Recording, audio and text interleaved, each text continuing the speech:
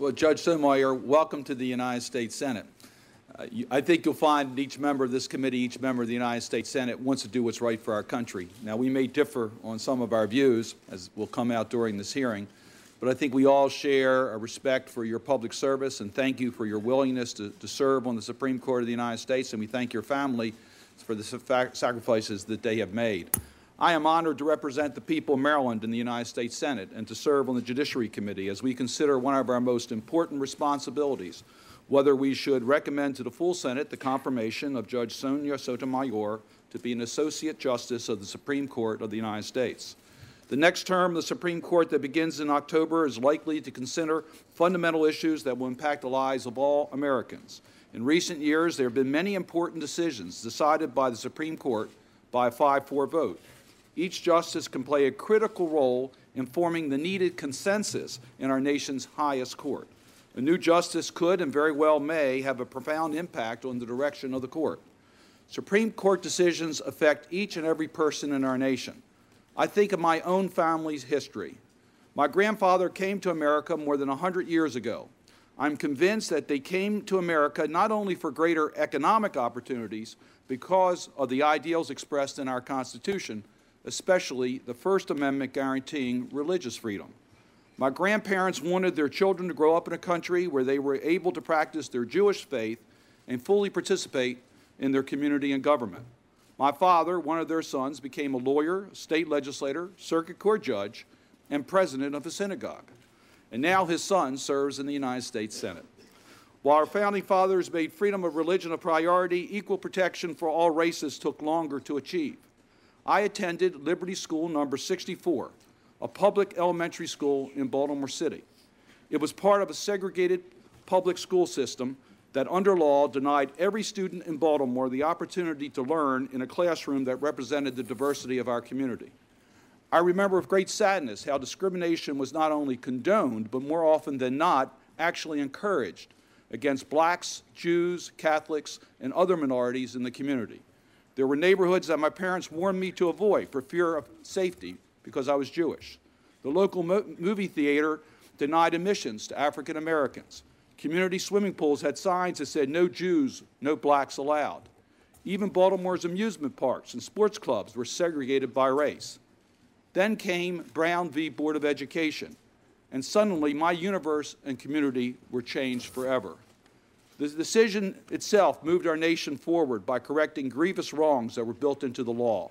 It also brought to the forefront of our nation's consciousness a great future jurist from Baltimore, Thurgood Marshall. Marshall had been denied admission to the University of Maryland Law School due to the color of his skin, but went on to represent the plaintiffs in the 1954 landmark Brown v. Board of Education. And in 1967, it was Marshall, the grandson of a slave, who was appointed by President Lyndon Johnson as the first African American to serve on the Supreme Court. The 9 justices of the United States Supreme Court have the tremendous responsibility of safeguarding the framers' intent and guiding values of our Constitution while ensuring the protection of rights found in that very Constitution are applied to and relevant to the issues of our day. At times, the Supreme Court has and should look beyond popular sentiment to preserve these basic principles and rule of law. The next justice who will fill Justice Souter's place on the court will be an important voice on these fundamental issues. It is my belief that the Constitution and Bill of Rights were created to be living documents that stand together as a foundation for the rule of law in our nation. Our history reflects this. When the Constitution was written, African Americans were considered property and counted only 3/5 of a person. Non-whites and women were not allowed to vote. Individuals were restricted by race as to who they could marry.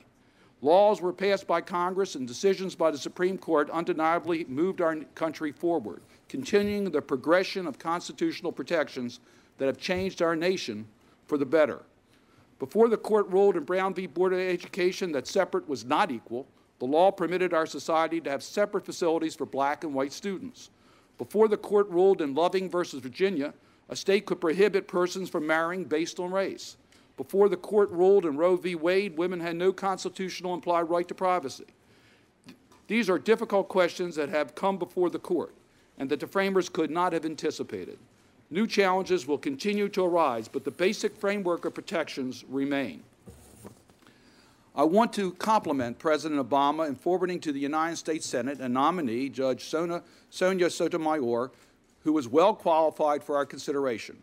Her well-rounded background, including extensive experience as a prosecutor, trial judge, and appellate judge, will prove a valuable addition to our nation's court. As a relatively new member of the Senate Judiciary Committee, as I prepared for this week, I considered a few key standards that apply to all judicial nominations. First, I believe nominees must have an appreciation of the Constitution and the protections it provides to each and every American. She or he must embrace judicial philosophy that reflects mainstream American values, not narrow ideological interests. They should have a strong passion to continue the court's advancements in civil rights. There is a careful balance to be found here. Our next justice should advance the protections in our Constitution, but not disregard important precedents that have made our society stronger by embracing our civil liberties. I believe judicial nominees also must demonstrate a respect for the rights and responsibilities of each branch of government. These criteria allow me to evaluate a particular judge whether she or he might place on their personal philosophy ahead of the responsibility of their office. As this committee begins considering the nomination of Sonia Sotomayor, I want to quote Justice Thurgood Marshall, who said, "None of us got where we are solely by pulling ourselves up by our bootstraps." It was Judge Sotomayor is a perfect example of how family, hard work, supportive professors and mentors, and opportunity can come together to create a real American success story. She was born in New York to a Puerto Rican family and grew up in public housing projects in South Bronx. Her mother was a nurse and her father was a factory worker with a third-grade education. She was taught early in life that education is the key to success, and her strong work ethic enabled her to excel in school and graduate valedictorian of her high school. She attended Princeton University, graduating cum laude and Phi Beta Kappa, and she received the highest honors Princeton's awards to an undergraduate. At Yale Law School, she was editor of the Law Review, where she was known to stand up for herself and not be intimidated by anyone. Nominated by both Democrats and Republican presidents, for 17 years she has been a distinguished jurist and now has more federal judicial experience than any Supreme Court nominee in the last 100 years. This week's hearings are essential. With some understanding of the context of Judge Sotomayor's life and the role she potentially is about to fill in the Supreme Court, I believe it's particularly important during these confirmation hearings to question Judge Sotomayor on the guiding principles she would use on reaching decisions. For example, it is important for me to understand her interpretation of established precedent on protecting individual constitutional rights. I believe it would be wrong for the Supreme Court justices to turn back on landmark court precedents protecting individual constitutional rights. It is likely that the Supreme Court will consider important protections in our Constitution for women, our environment, and consumers, as well as voting rights, privacy, and separation of church and state, among others, in coming years. The Supreme Court also has recently been active in imposing limits on executive power. It will continue to deal with the constitutional rights in our criminal justice system, the rights of terror detainees, and the rights of non-citizens. All of these issues test our nation's and the Supreme Court's commitment to our founding principles and fundamental values. For this reason, we need to know how our nominee might approach the issues and analyze these decisions. Mr. Chairman, I look forward to hearing from Judge Sotomayor on these issues and expect that she will share with this committee and the American people her judicial views and her thoughts on the protections in our Constitution. Once again, Judge Sotomayor, I want to thank you for your public service and readiness to take on these great responsibilities for our nation. I also, again, want to thank your family for their clear support and sacrifice that has brought us to this hearing today.